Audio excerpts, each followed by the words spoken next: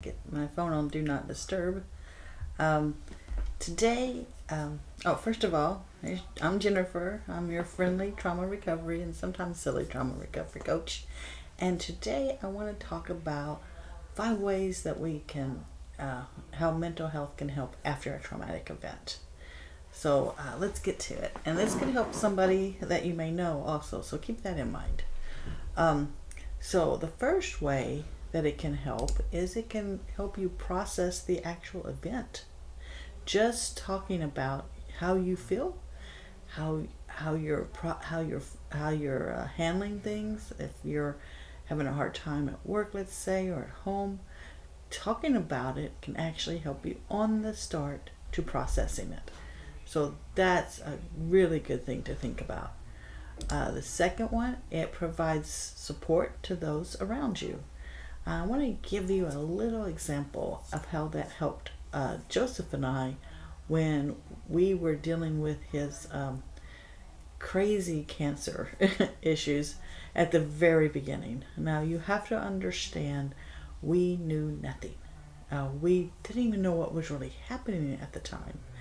But the place that we went to was in Little Rock, and it's the premier place for the kind of cancer he has, which is called multiple myeloma, which is a bone marrow cancer. And of course, we can't cut that out, so he will always have it, but we can get it in remission, which is what we've done. Well, the time that it happened was so crazy, so fast. I didn't know what was going on. He certainly didn't know what was going on. He doesn't remember most of it. But when we got there, they not only took care of him physically, they took care of both of us mentally. We had someone that went with us everywhere.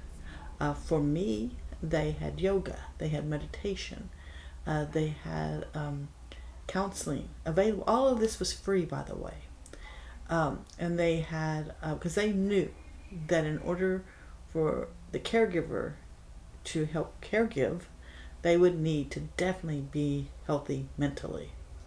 So that's just one example how, even in our hospital communities now, and in our all the research is showing how important our mental health is, even to our physical body. We can't separate the two. So I just want to give a shout out to them, and it was amazing how they took care of me as well as him. And the third way is it provides a sense of community. It certainly did for me when we were going through that. It was not only me, it was the other caregivers. When we were, they were on the floor, the patients were, but we were to take a time out to go see what our needs were needed to be met. And they were so good with us. And it did make a sense of community. I'm still in groups on Facebook to have that sense of community for my well-being. There are no patients allowed in the groups that I'm in, so that we can vent if we need to, because it's very hard to go through a disease that cannot be cured. There are some great things coming down the pike, but right now it cannot be cured. The fourth way is it can break the stigma.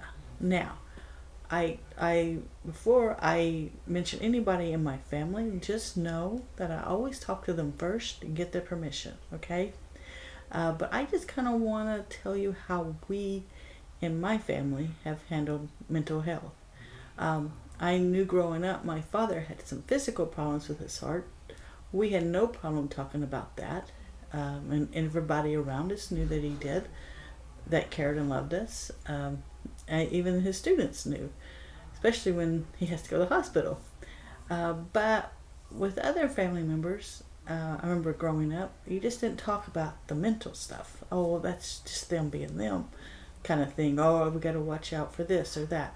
And that was about all that was said. Not that it was ever talked about negatively, it just wasn't talked about. So I thought, well, I didn't understand that, because my brain is physical also, and things can happen to it. So we were always real open with my children about mental health. Well, thank goodness we were, because I had one child that we almost lost to suicide 3 times. And but we were always real open about the mental health, so he felt safe to come to us. And even when I asked him and told him I might mention this and was it okay, I would mention his name, and he said, "Oh no, well, what if it can help somebody?"